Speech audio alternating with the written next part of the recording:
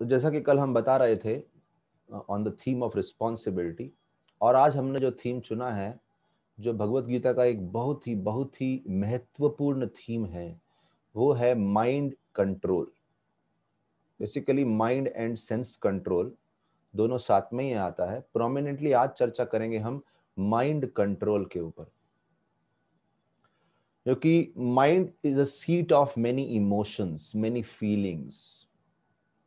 मन जो है एक वो स्थान है जहां पे भावनाएं उमड़ती हैं, भावनाएं जन्म लेती हैं, और हमारा पूरा जीवन ही एक भावनाओं का सागर होता है। It is like a ocean of emotions. और एक सबसे महत्वपूर्ण चीज जो भगवत गीता में समझाई गई है, the soul can never be free from emotions. Congratulations. कभी भी आत्मा भावनाओं से मुक्त नहीं हो सकती, तो फिर वो जीवित, उसके जीवित होने का कोई तत्व ही नहीं रहा। The very fact we are living is because we have emotions. ये सामने मेरे आपके गिलास रखा है एक स्टील का, इसको मारो, पटक दो, उल्टा कर दो, तोड़ दो, इसके अंदर इमोशंस जागृत नहीं होने वाले, क्योंकि ये नॉन लिविंग है। लेकिन शरीर को मारो, प्रेम करो, आलिंगन करो, शरीर में भावनाएं उत्पन्न होती हैं। किसी को प्रेम दो, किसी को तोहफा दो, उपहार दो, किसी को सम्मान दो, भावनाएं उत्पन्न होती हैं। It is only because we are living entities. We are living, हम जीवित हैं। आत्मा का स्वभाव है टू हैव सेंटिमेंट्स। लेकिन जब ये आत्मा इस शरीर में कैद हो जाती है, तो इस शरीर का एक भाग है मन। देखिए, जैसे एक मोबाइल है, मोबाइल में आपको जो उसका इंस्ट्रूमेंट है, उसके अंदर सिम कार्ड है, उसके अंदर सॉफ्टवेयर है। तो SIM is like the living entity, the soul, क्योंकि मोबाइल का प्रमुख भाग वो है जिनके लिए यह इंस्ट्रूमेंट, ये फोन बना गया है। The software is like mind. Android है, एप्पल है, सब अलग अलग सॉफ्टवेयर जो हैं, तो वो मन है। और जो इंस्ट्रूमेंट इन इटसेल्फ, जो मशीन है, वो हमारा बॉडी है। तो body is gross body, gross body के अंदर सटल बॉडी है, और सटल बॉडी के अंदर स्पिरिट सोल है। तो जो सटल बॉडी है, जिसके अंदर मन आता है, that mind is the repository of many many emotions. और इस मन के माध्यम से ही हम इस जगत से डील करते हैं।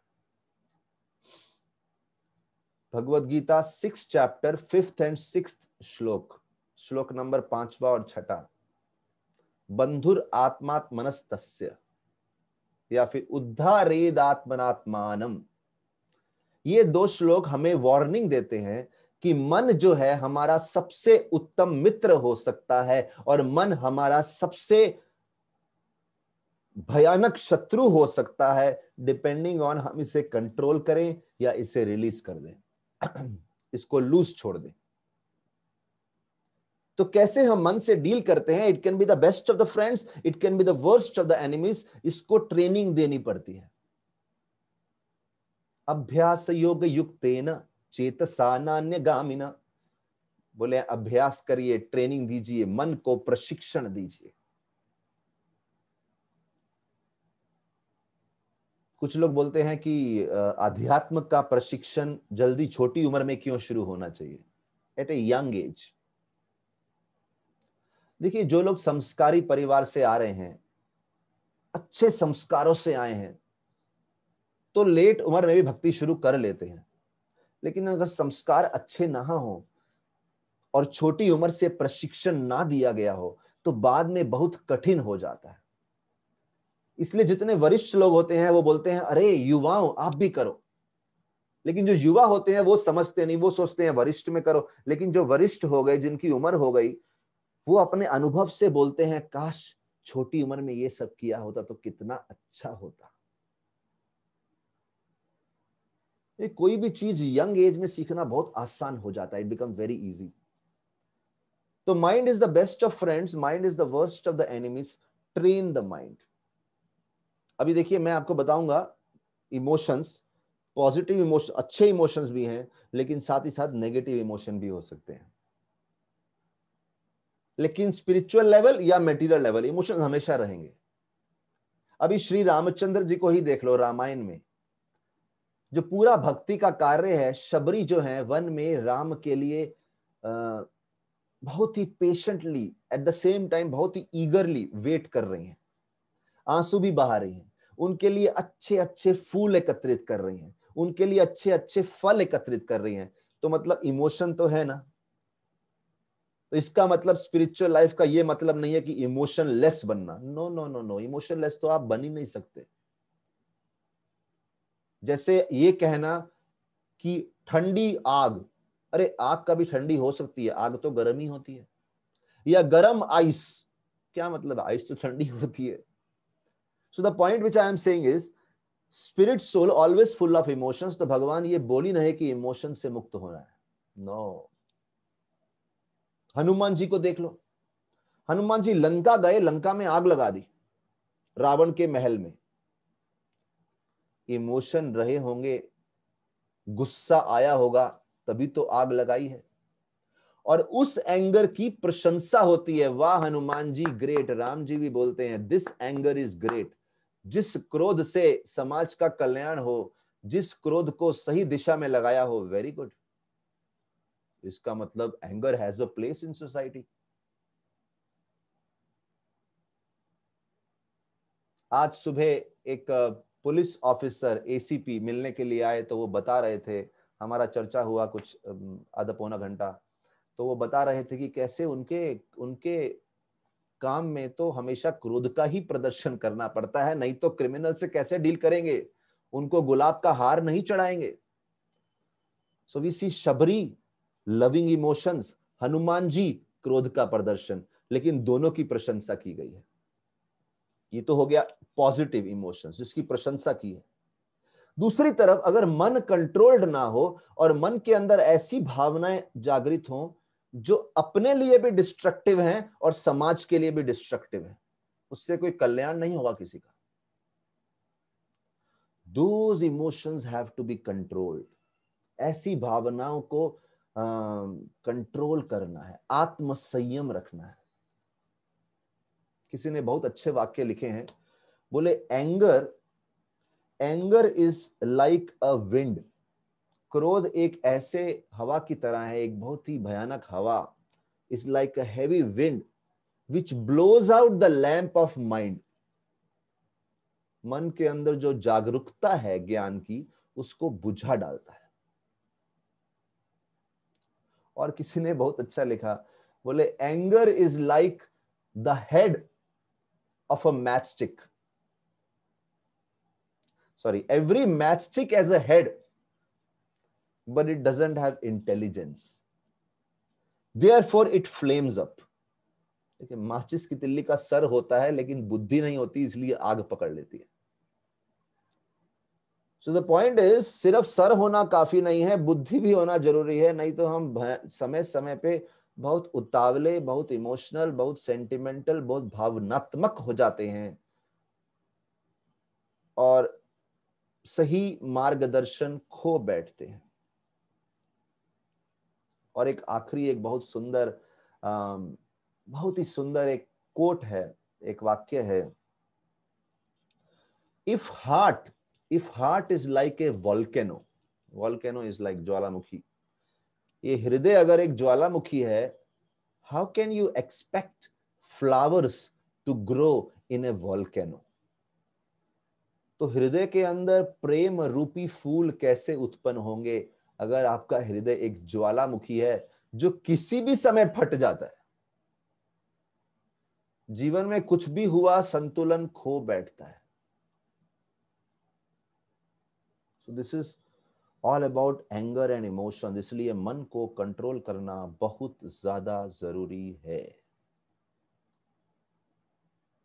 अभी हम चर्चा करेंगे कुछ शास्त्रिक उदाहरणों के, स्क्रिप्चरल एग्जाम्पल्स, जो हमें बताते हैं कि क्रोध से या अनकंट्रोल्ड माइंड से क्या क्या हानियां होती हैं और ऐसा क्यों होता है, क्यों हमारा मन आउट ऑफ कंट्रोल चले जाता है। एक बार एक क्या हुआ, 20 साल का क्रिमिनल, 20 साल का व्यक्ति था, जस्ट 20 ईयर्स, कॉलेज स्टूडेंट,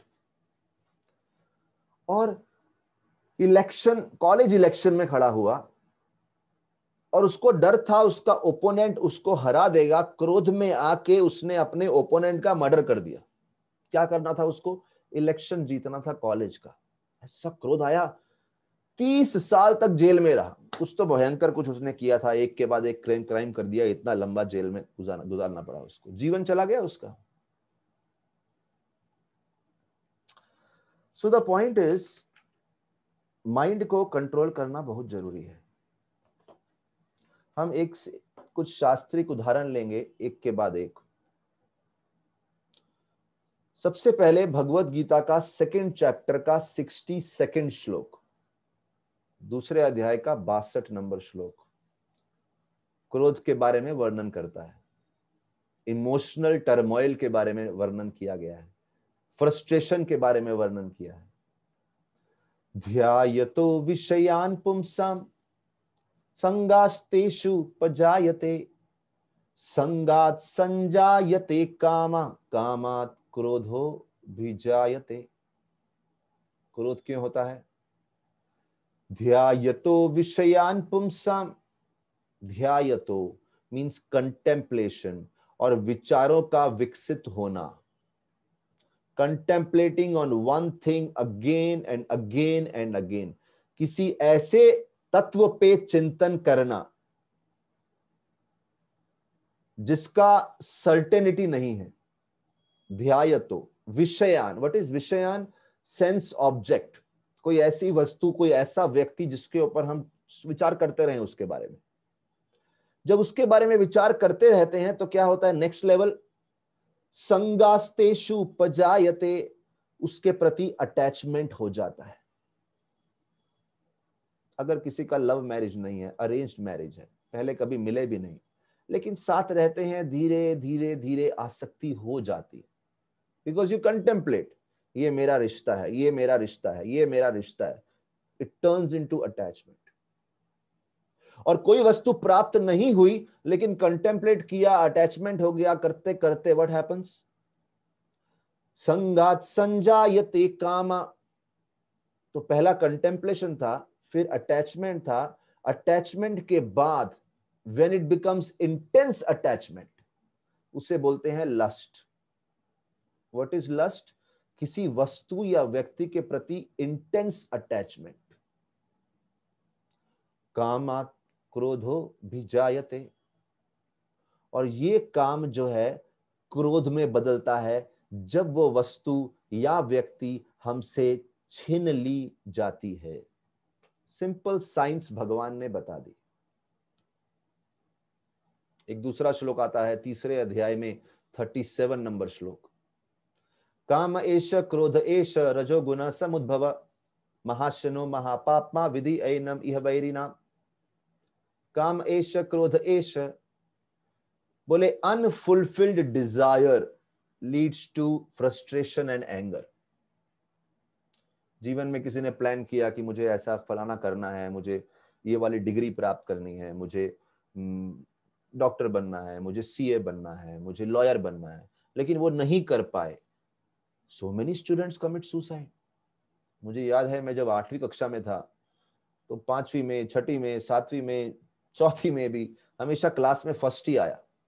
तो अभी देखिए, चिंतन कर करके first position, first position, first position. 8th standard में मेरा 2nd या 3rd रैंक आया। इतना क्रोध, इतनी नाराजगी जीवन से, और अभी क्या है 8th स्टैंडर्ड, कोई 10वीं 12वीं कॉलेज भी नहीं है, 8th स्टैंडर्ड। क्योंकि हारने की आदत नहीं है, हमेशा कंटेम्पलेशन है, first rank, first rank, first rank. और जैसे ही वो नहीं मिली, रोने पे रोना, रोने पे रोना, आंसू ही आंसू। वाई वाई वाई, क्यों क्यों हुआ ऐसा? तो हमारे माता पिता बोले ठीक है, कोई जिंदगी की बड़ी कोई बड़ा कुछ नहीं, हार गए, 8वीं में दूसरा तीसरा रैंक आया, क्या हो गया, इट्स ओके, रिलैक्स। लेकिन कामात क्रोधो विजायते, अनफुलफिल्ड डिजायर, क्रोध उत्पन्न होता है, frustration, depression, setback, breakdown, nervous breakdown, मैं क्यों नहीं कर पाया। जितना बड़ा एम्बिशन, उतना such a person is prone to depression and frustration. अभी देखिए पहला उदाहरण भागवत में आता है, परीक्षित महाराज, कल हम बात कर रहे थे। परीक्षित महाराज की इच्छा थी लंबा जीवन जिए, उनका एक्सपेक्टेशन क्या था, लॉन्ग लाइफ। लेकिन सडनली किसी ने शाप दिया और छोटी सी उम्र में उनको शाप मिल गया, 7 दिन में मर जाएंगे। थोड़ा सा भी क्रोध या फ्रस्ट्रेशन उनके चित्त में नहीं दिखता, क्योंकि उनका कंटेम्पलेशन हमेशा भगवत गीता के शब्दों पे रहा है कि ये जीवन कैसे काम करता है, कैसे भगवान के बनाए अनुसार ये जीवन चलता है। हमें कुछ शरीर मिलता है, कुछ समय तक उसमें रहते हैं, फिर निकल जाते हैं। हमारा कर्तव्य है, भगवान हमें जिस भी परिस्थिति में डालें, किसी ना किसी तरीके से ऐसे कार्य करो कि भगवान को प्रसन्न करो। चाहे 10 साल या 20 साल या 40 साल, जितने साल भी शरीर में रहो, भगवान की प्रसन्नता के लिए जियो। थोड़ा भी क्रोध नहीं। सोचिए कभी कभी किसी को छोटी उम्र में कैंसर हो जाए, बड़ा क्रोध आता है, अभी क्यों हुआ, अभी तो बहुत लंबी उम्र बाकी है। He was grateful. दूसरा उदाहरण आता है शिवजी के ससुर दक्ष महाराज। दक्ष महाराज सभा में प्रवेश किए, राजा थे, सभी लोग सम्मान किए। तत्व आ रहा है, कामात क्रोधो भी जायते, अनफुलफिल्ड डिजायर, एंगर। सब लोग खड़े हो गए दक्ष को सम्मान करने के लिए, शिवजी खड़े नहीं हुए। और शिवजी दामाद हैं, ससुर जी आए हैं, उन्होंने सोचा कि अरे मेरा सम्मान करना चाहिए, बड़ा हूं तुमसे उम्र में, ये फलाना। शिवजी क्यों खड़े नहीं हुए? ऐसा नहीं कि उनको अपने ससुर जी के प्रति सम्मान नहीं था। शिवजी उस समय ध्यान में लीन थे और पूर्ण रूप से श्री कृष्ण के ऊपर ध्यान लगाए हुए थे। ऐसी कथा श्रीमद् भागवत में आती है। लेकिन दक्ष को सहन नहीं हुआ। I am suppose to be respected, जिस रिश्ते में मुझे सम्मान मिलना चाहिए। इतना क्रोध हुआ कि शिवजी की निंदा करनी शुरू कर दी। अभी देखिए दक्ष का एक्सपेक्टेशन, डिजायर क्या था, सब लोग झुकने चाहिए, और एक व्यक्ति नहीं झुका, दक्ष को क्रोध आ गया। और शिवजी का एक्सपेक्टेशन कुछ था ही नहीं कि दक्ष मुझे सम्मान दे या कोई सम्मान दे। जब दक्ष इतना चिल्लम चिल्ली करके चले गए, शिवजी चुपचाप भगवान के प्रति हाथ जोड़ के सोचे कौन अपना चित्त गंदा करेगा इनके मुंह लग के, बिल्कुल कुछ नहीं बोले, क्योंकि उनको एक्सपेक्टेशन था ही नहीं कि सम्मान हो या अपमान हो। वो तो अपने में मस्त थे। उनका आनंद, उनका हैप्पीनेस का जो क्राइटेरिया था, वो इस जगत के रेसिप्रोकेशन पे डिपेंड ही नहीं करता था। That was the point. एक अंदरूनी कनेक्शन था बहुत विशेष।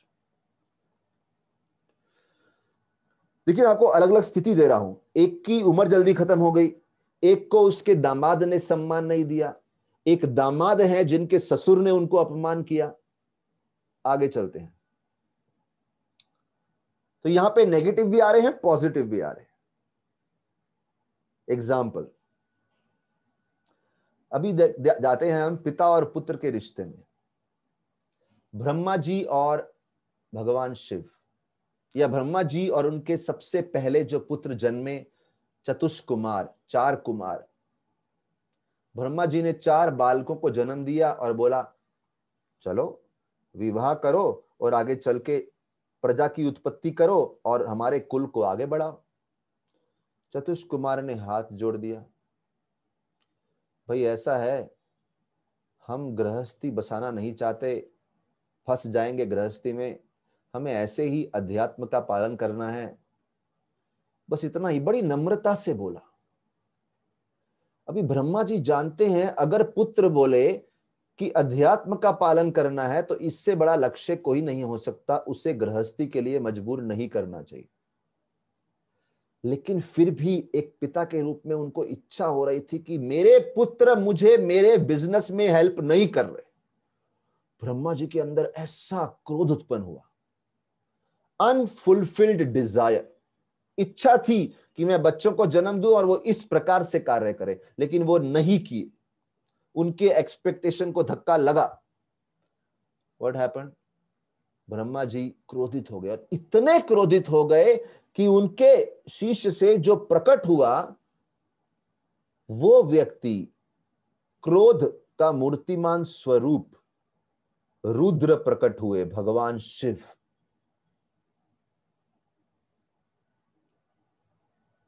ब्रह्मा जी के उससे इमोशनल टर्मोइल, क्यों? अपने योजना से, अपने प्लान से, इस भौतिक जगत की वस्तु से या व्यक्ति से या एक पर्टिकुलर योजना से अत्यधिक आसक्ति, too much attachment to certain way of life, certain plan of life, certain person और सर्टेन ऑब्जेक्ट। इसलिए भगवान बोल रहे हैं one should cultivate a world within. अपने अंदर एक दुनिया का विकास करो, क्योंकि बाहरी दुनिया तो बदलती रहेगी। पता नहीं कितने लोग छोड़ के जाएंगे, कितने लोग आएंगे, थोड़ा समय प्रेम देंगे फिर चले जाएंगे। Do not have much hopes outside. और ये प्रशिक्षण छोटी उम्र से शुरू हो जाना चाहिए। हमारे संस्था में काफी चर्चा होती है गर्भाधान संस्कार की। जब माता गर्भवती होती है उसी समय से जो बालक आने वाला है या बालिका आने वाली है उसका मानसिक विकास शुरू कर देते हैं। अभी तो जन्म भी नहीं लिया, पहले से ही। दैट इज गर्भाधान संस्कार। क्योंकि उसको मालूम है ऐसा व्यक्ति बनाओ स्टील की तरह, hard, hard in the sense कि दुनिया में जब आएगा तो बहुत झटके लगेंगे, लेकिन वो आदमी उसका सौम्यत्व कभी नहीं खोना चाहिए। उसके अंदर की दुनिया ही इतनी मजबूत और इतनी ब्यूटीफुल होनी चाहिए। He knows how to handle the world. तो ये इसे बोलते हैं संस्कार, इंप्रेशंस। आगे चल के एक स्टोरी आती है 5वें स्कंद में भागवत के। तो देखिए हम कहीं रिश्ते बताए, ससुर के, दामाद के, बेटे, पिता के और बेटे के। अगला एग्जाम्पल देता हूं भरत महाराज और एक हिरण का। भरत महाराज बहुत बड़े राजा थे, बाद में बहुत भक्ति भी किया, लेकिन एक समय उनको एक हिरण से बहुत अटैचमेंट हो गया, बहुत प्रेम हो गया। होता है कभी इस जगत में किसी व्यक्ति के प्रति अत्यधिक प्रेम हो जाता है।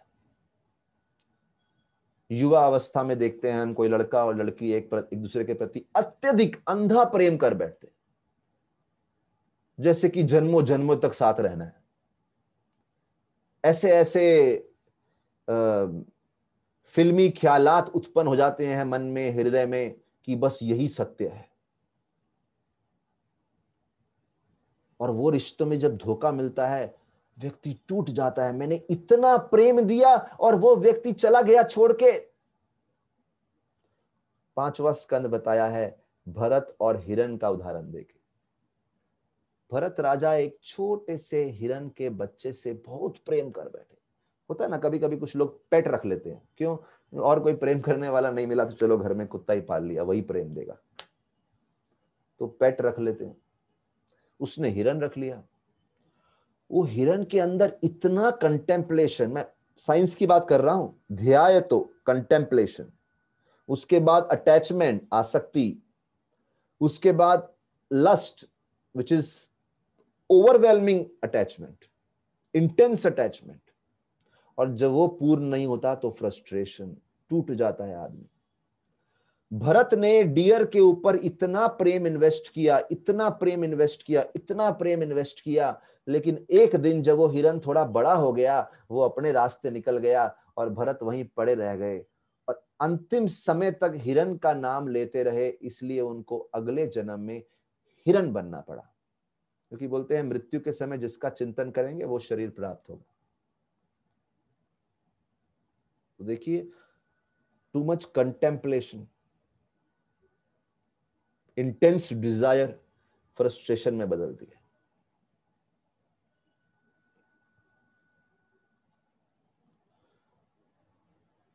और एक उदाहरण आता है, देखिए बच्चों, पिता और बेटे में बहुत सारे उदाहरण है, बहुत सारे उदाहरण है। एक हिरण्यकशिपु थे, उनका प्लान था कि उनका बेटा नंबर 1 राक्षस बनना चाहिए, लेकिन उनका बेटा प्रहलाद नंबर 1 डिवोटी बन गया, और हिरण्यकशिपु को डिवोटी से बड़ी नफरत थी, भक्त को ही नहीं बनना चाहिए।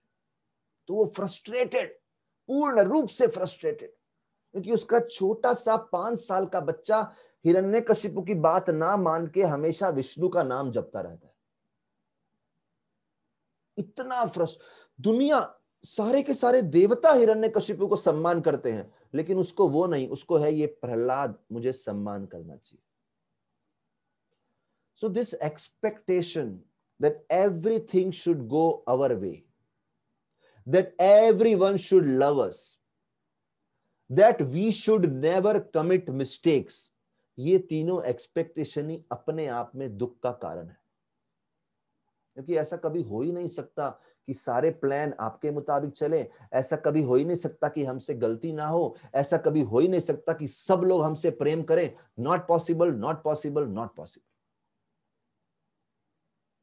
तो ये जो प्रशिक्षण है, ट्रेनिंग है,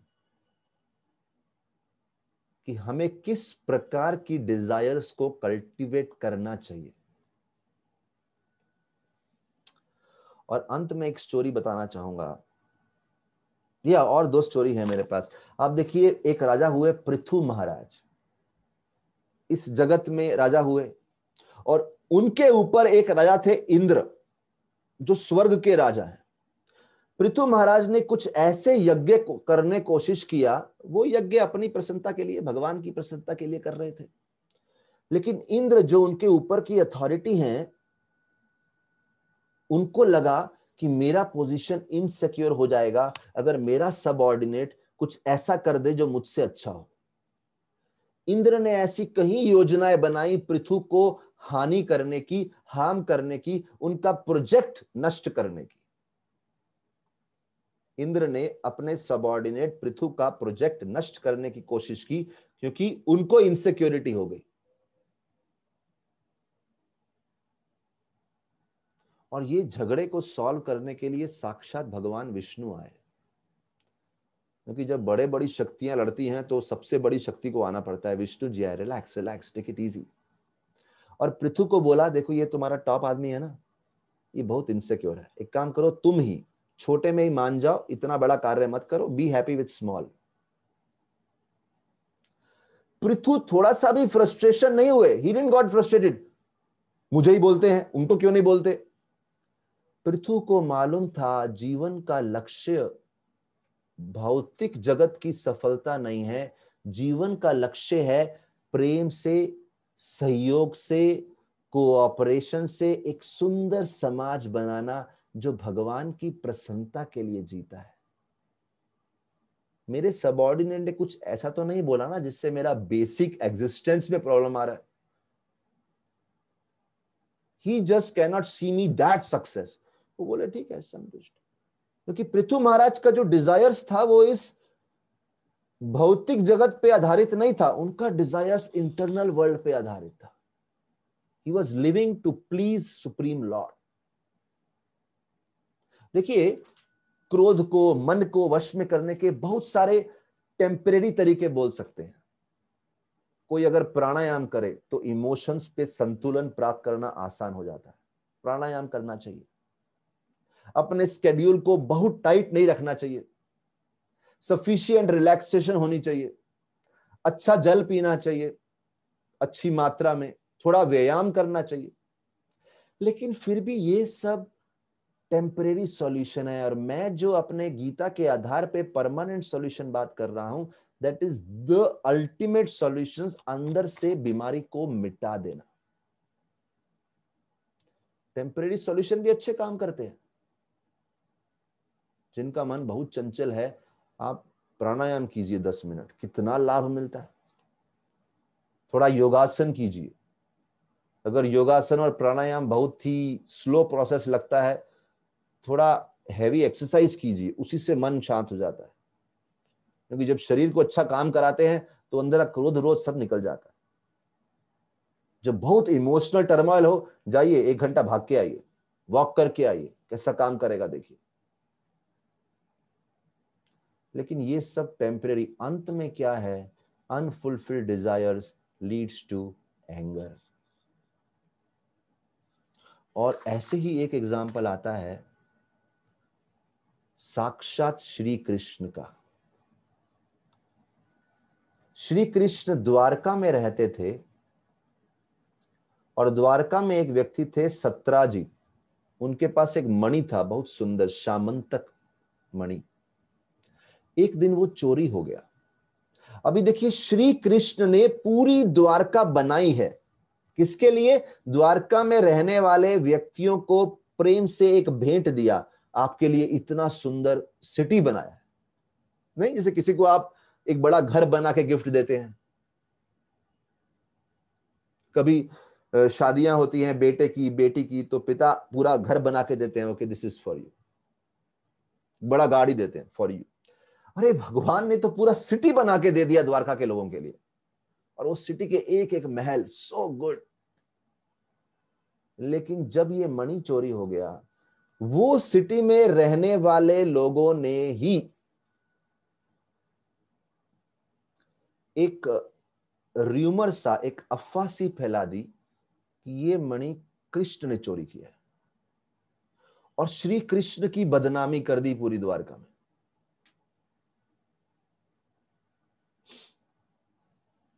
देखिए ये सब बॉलीवुड को भी यहीं से आइडिया मिलते हैं। बॉलीवुड पुराने पिक्चर में कभी घर घर की सास बहू की लड़ाई दिखाते थे, तो वो बहू घोषणा करती थी, तुम्हारी मां ने सोना चोरी किया है। क्रेजी। ये सब आइडिया वहीं से आ रहे हैं। ये दुनिया ऐसी है, बिना किसी नाम से, बिना किसी कारण से किसी का नाम बदनाम करना। कृष्ण बोलते हैं, जब मैं नहीं बचा तो तुम क्या चीज हो। Everybody has to handle these setbacks in this world.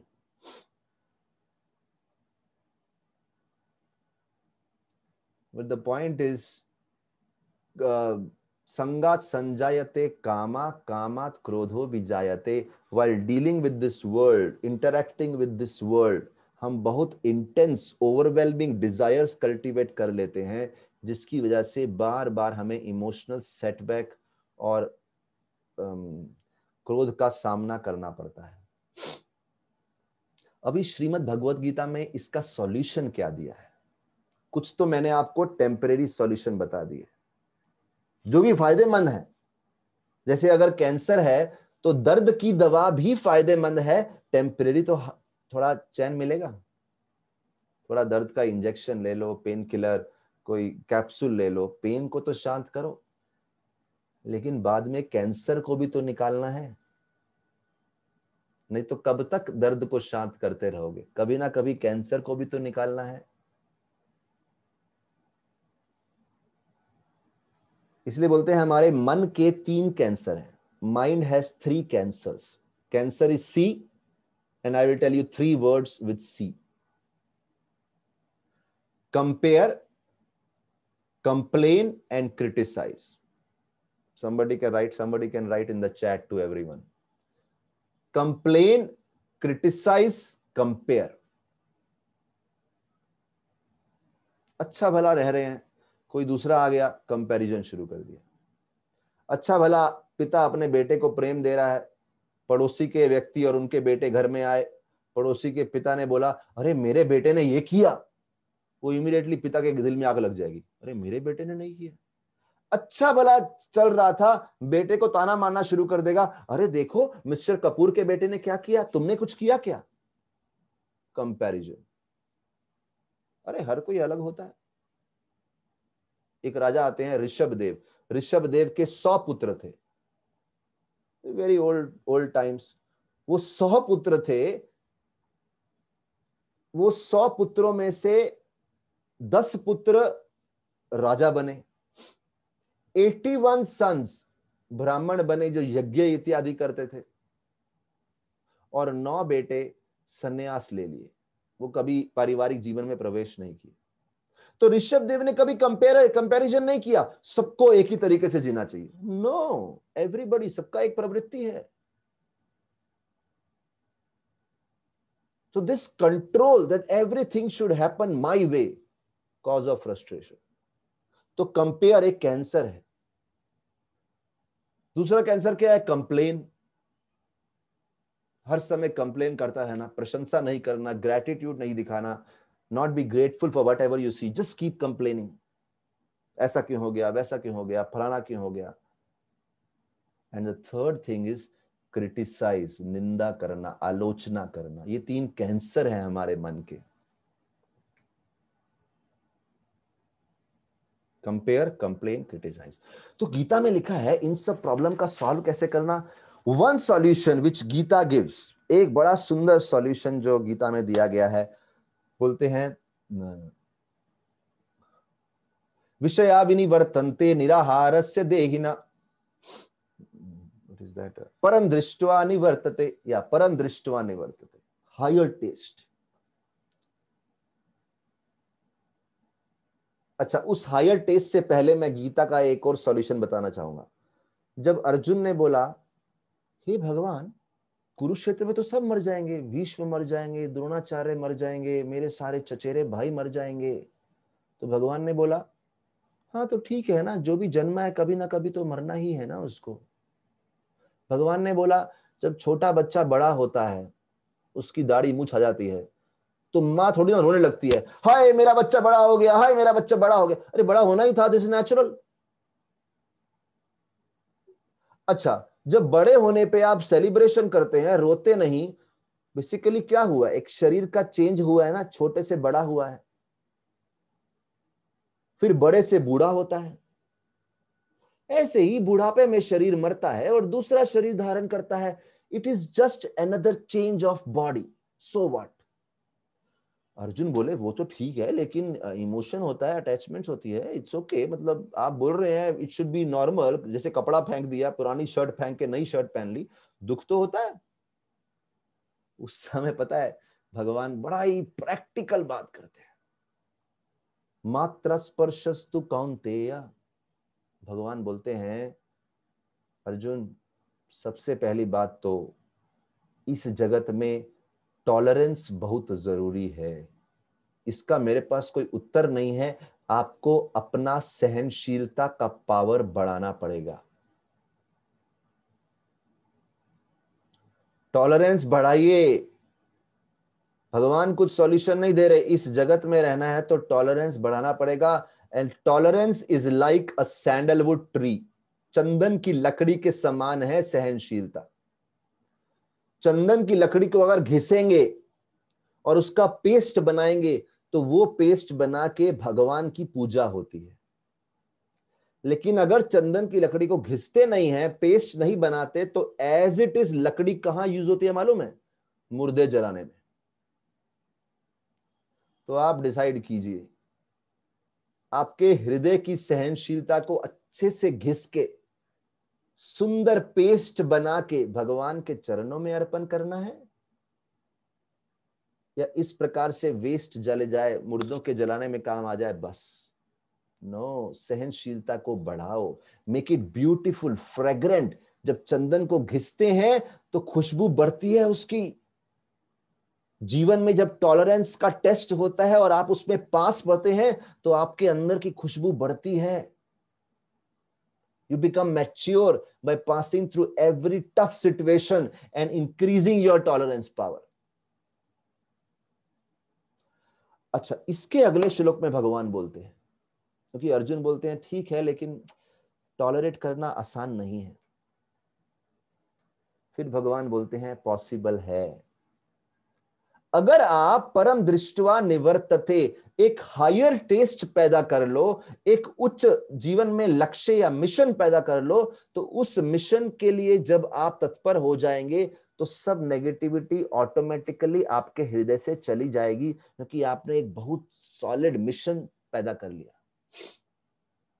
देखिए, कुछ लोग टॉलरेट करते हैं, अभी कोई चारा नहीं है तो चलो सहन कर लो। जैसे 2 चींटियां चाह रही थी, सामने से एक हाथी आया, तो एक चींटी ने बोले चलो मार दे क्या?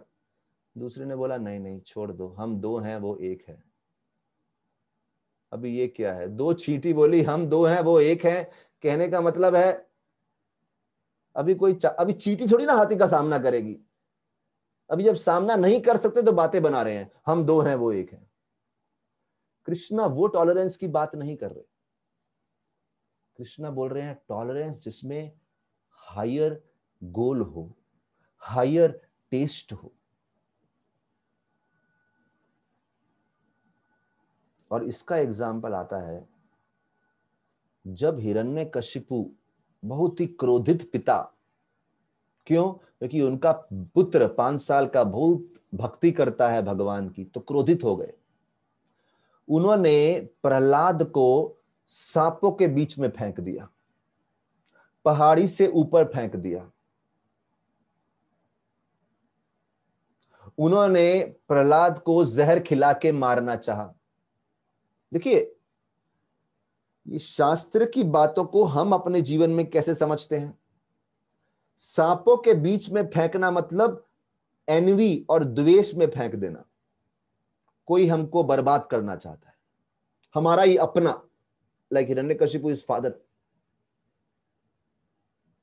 पहाड़ से ऊपर फेंकना यानी ऊपर से नीचे फेंकना, यानी हम लोग बहुत हाई पोजीशन पे हैं और कोई हमें हमारी जॉब से फेंक देता है, हमारे घर से बेदखल करता है, कहीं रिस्पेक्टेबल पोजीशन से अपमानित करके नीचे फेंक देता है, हमारा नाम खराब कर देता है, फेसबुक, इंस्टाग्राम, ट्विटर पे सब जगह बदनामी कर देता है। तो प्रहलाद के पिता ने कुछ ऐसा ही किया उनके साथ।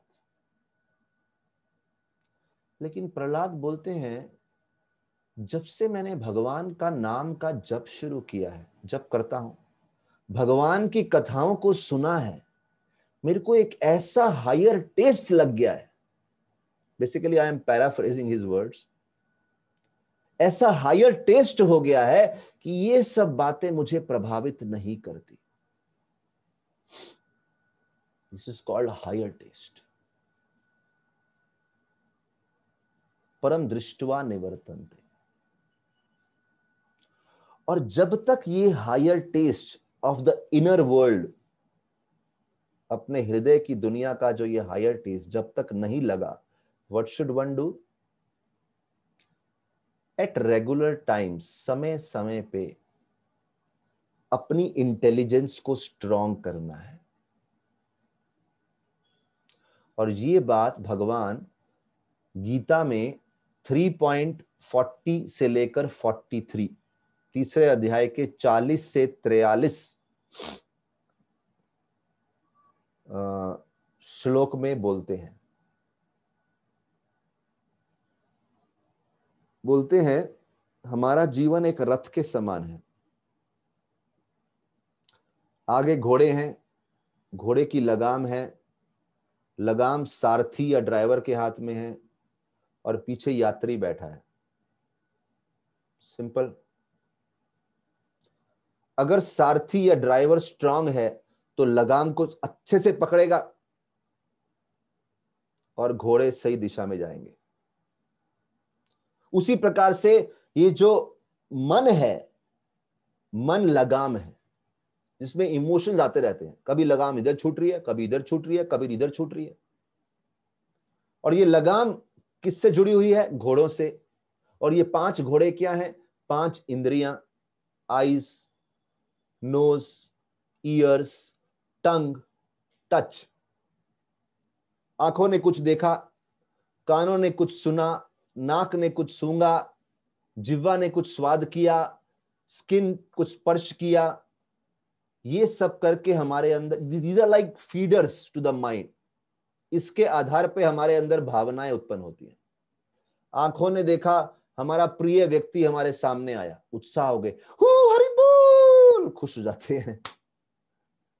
आंखों ने देखा, हमारा प्रिय व्यक्ति हमसे दूर चला गया, नो, देखा ना, माइंड में इमोशन जागृत हुआ। कानों ने सुना, मैं लेक्चर दे रहा हूं, लेक्चर के बाद कोई बोलेगा, ओ प्रभु जी बड़ा अच्छा प्रवचन, कानों ने सुना। मन नाचना शुरू किया, मेरा लेक्चर अच्छा हो गया। यही कोई बोलेगा, अरे आपने बोर कर दिया, वही बातें सुना दी, कोई नया बात नहीं सुनाया।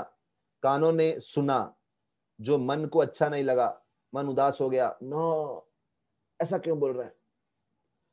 तो इसका मतलब हमारा मन जो है इन पांचों के कंट्रोल में है।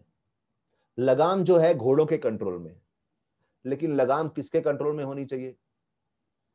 सारथी के, ड्राइवर के। और वो ड्राइवर कौन है? इंटेलिजेंस, बुद्धि। जिस बुद्धि को, अभी इंटेलिजेंस और माइंड दो अलग चीजें हैं। माइंड का काम है भावनाएं उत्पन्न करना, इमोशंस उत्पन्न करना, और इंटेलिजेंस का काम है उन इमोशंस को कंट्रोल करके रखना।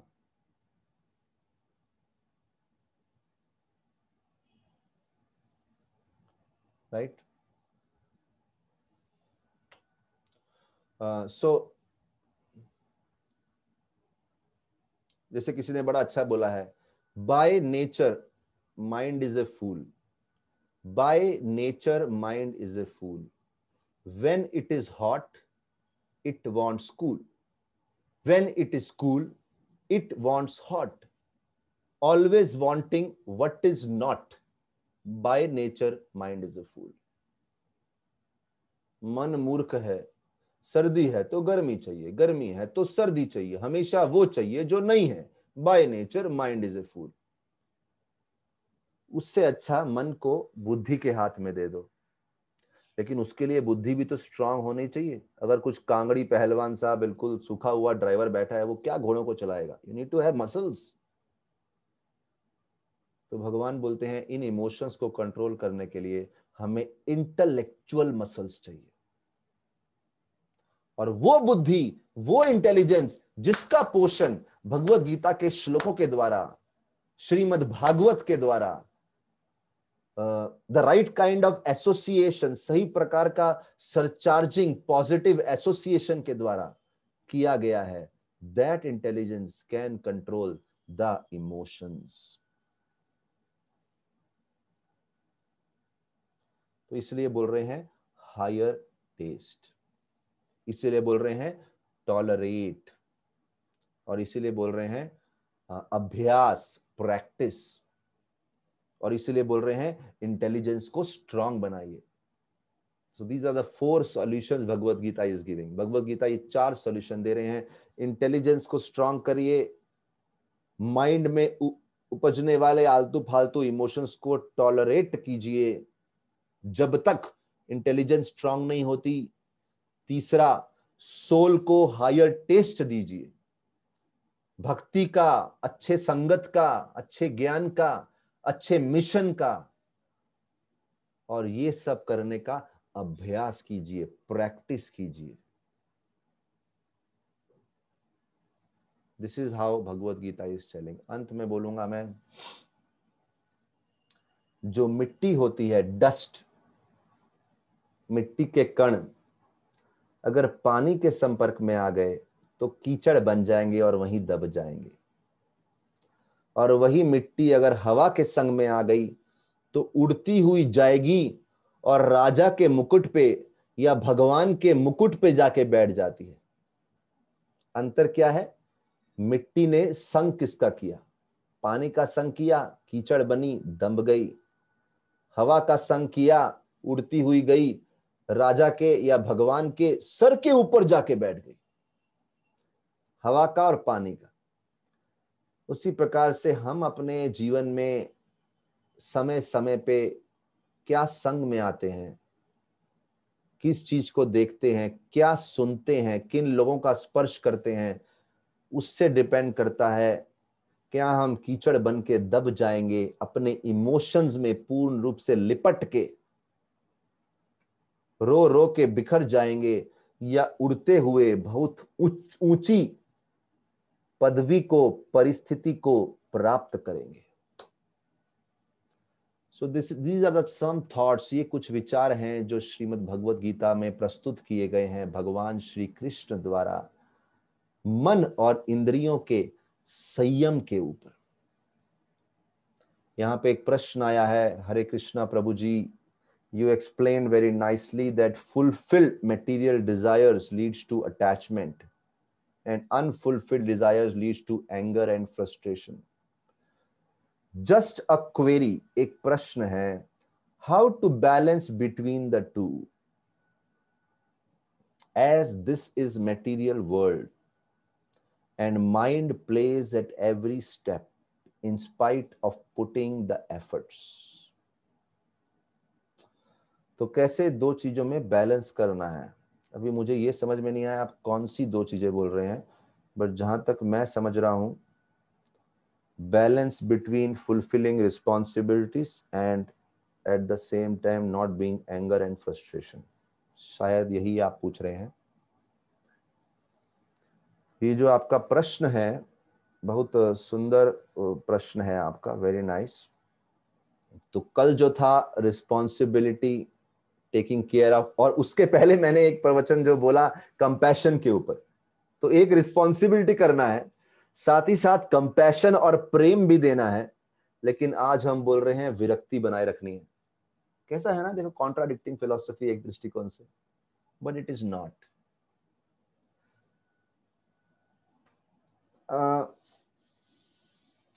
You are right, this is material world. तो एक उदाहरण देना चाहूंगा ध्रुव महाराज का, शायद उससे आपको क्लियर हो जाएगा। ध्रुव महाराज छोटे से बालक थे, उनको राज्य चाहिए था, उनकी माँ ने, सौतेली माँ ने उन्हें घर से निकाल दिया। सौतेली माँ ने निकाल दिया तो मन बहुत क्रोधित हो गया, लेकिन उनकी असली माँ ने बोला, देखो बेटा, क्रोधित नहीं होते, अगर किसी ने हमारा अपमान किया है तो हमारे ही कर्मों का फल हमें मिला है, चिंता मत करो। अगर कुछ प्राप्त करना है तो विष्णु के पास जाओ। ध्रुव ने विष्णु की भक्ति करी, विष्णु की भक्ति करी, विष्णु के दर्शन किए तो सोचा, अरे ऐसे बढ़िया भगवान के दर्शन हो गए, इसके बाद मुझे इस जगत में कुछ चाहिए ही नहीं। भगवान ने बोला, नो, अपना रिस्पॉन्सिबिलिटी पूर्ण करो।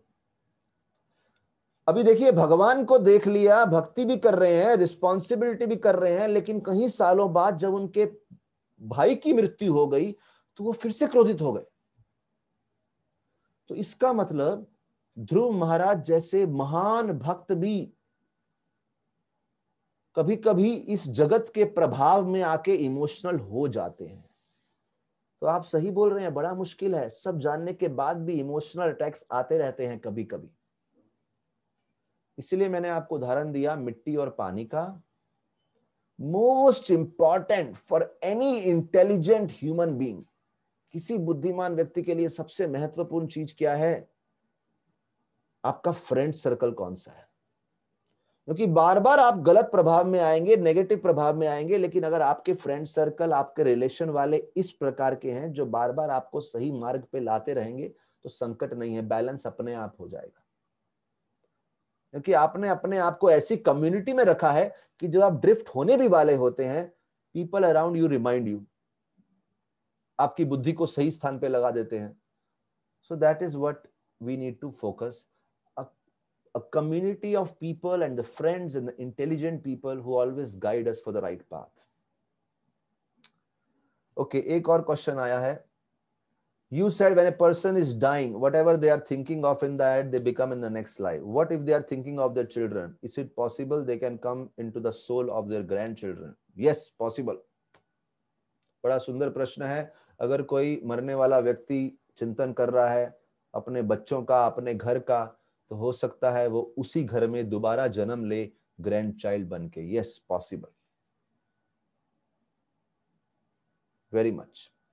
और ऐसे हमारे पास काफी किस्से भी हैं जहां ऐसा हुआ है। I can give you reference later on, you can see कि ऐसा हुआ है, और उनके पास क्लियर प्रूफ है और क्लियर मेमोरीज हैं, पिछले जन्म में उसी परिवार में वो ग्रैंडफादर या ग्रैंड मदर थे। और अगर किसी ग्रैंडफादर हैज डाइड, तो वो बाद में जन्म पुरुष या स्त्री कुछ भी रूप में ले सकते हैं, बिकॉज बॉडी तो बॉडी है। Grand mother has died, so she can born as boy और girl, anything, that's not the point, but point is same house. और कुछ प्रश्न है। 4 important points according to Bhagavad Gita. Solution for controlling your unfulfilled desires leading to anger क्या है? Intelligence, tolerance, higher taste and practice. Excellent. और कुछ बोलना चाहेंगे आप? Thank you, wonderful point summarised. I was just summarizing it so that everybody has it, because मैंने कुछ notes साथ साथ बनाए हैं आज. Like I've been doing it since last 2-3 days. I've been making notes and I thought, maybe if I write it here, people will have it with them. कुछ मैं छोटा सा summarize करना चाहूंगी Yes, of please.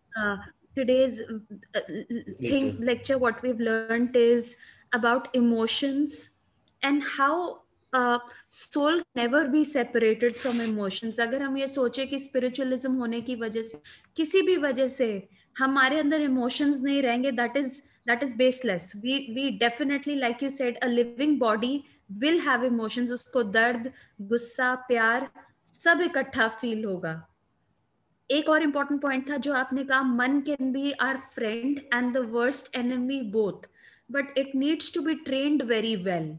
ये एक बहुत अच्छा पॉइंट था जो आपने बताया. और जो आपने एक उदाहरण दिया कि putting the emotions into right use, जिस हिसाब से आपने हनुमान जी का एग्जाम्पल दिया कि आज भी हम हनुमान जी के क्रोध को याद करते हैं, जो उन्होंने अपने क्रोध को राइट डायरेक्शन में यूज किया लंका जलाने के लिए.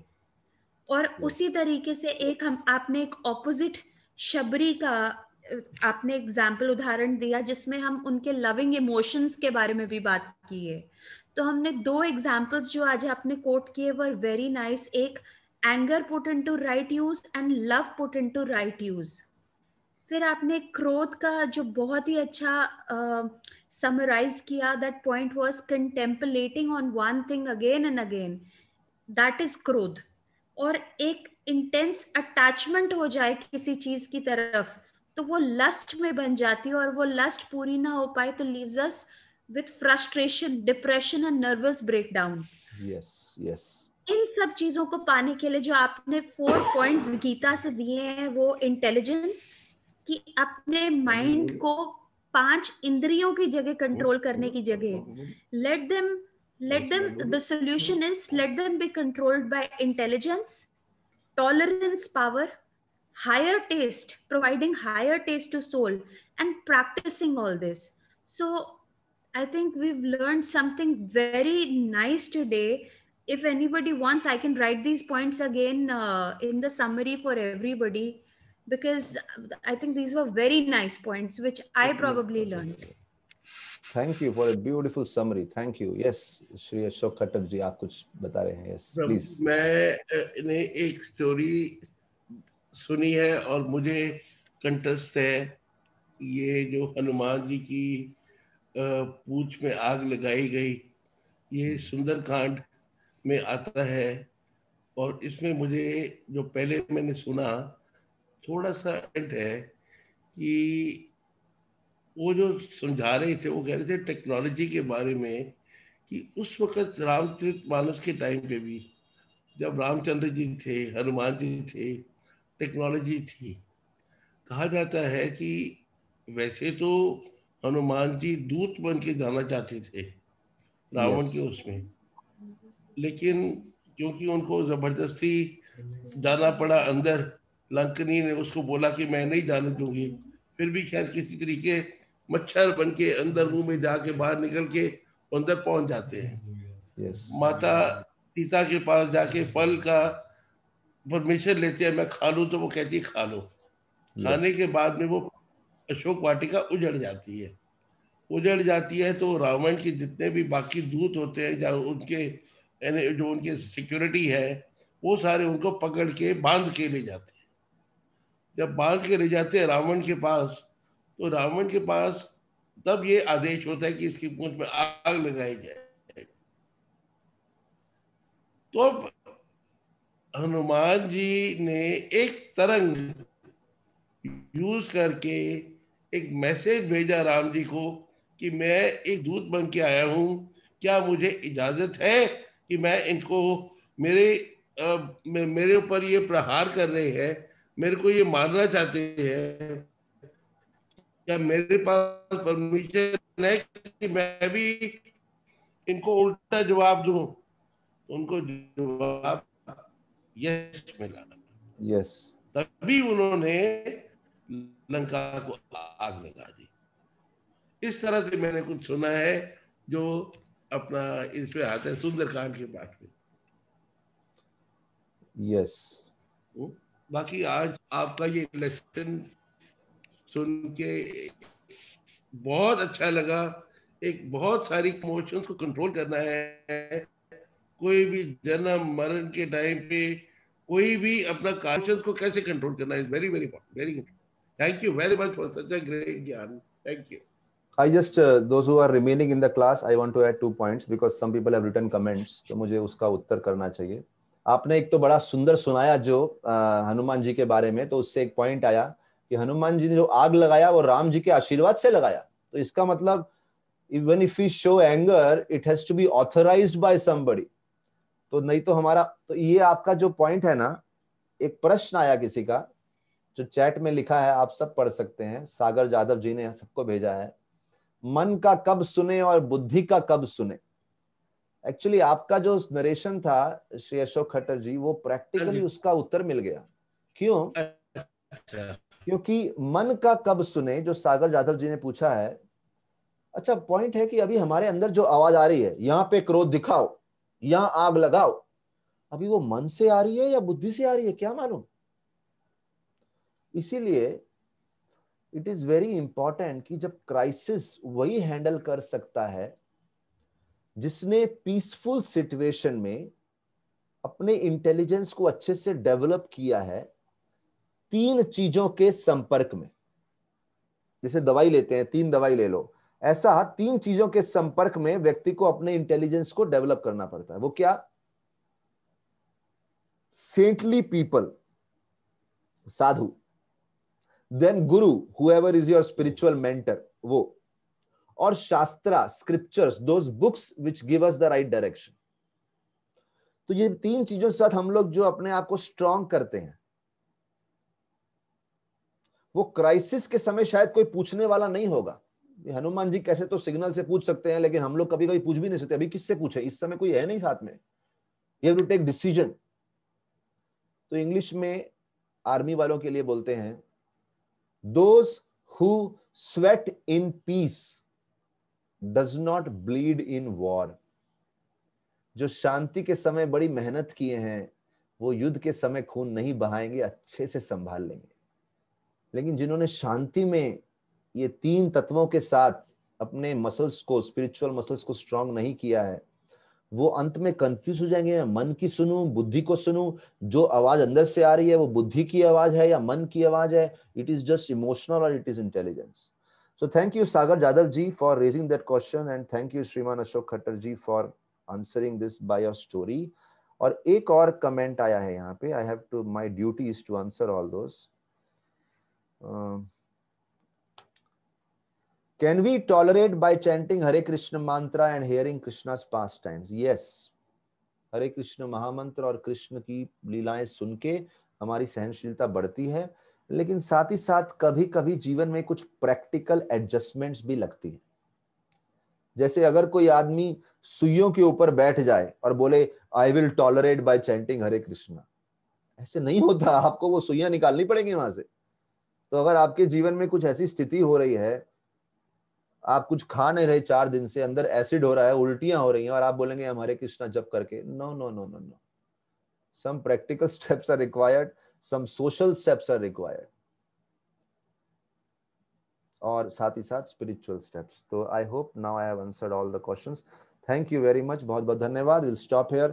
Hare Krishna, we'll meet you for last 2 days, tomorrow and day after। Srila Prabhupada की जय, समवेत भक्त वृंद की जय, श्री कृष्ण भगवान की जय। हरे कृष्णा हरे कृष्ण, हरे कृष्ण, हरे हरे कृष्ण। कृष्ण।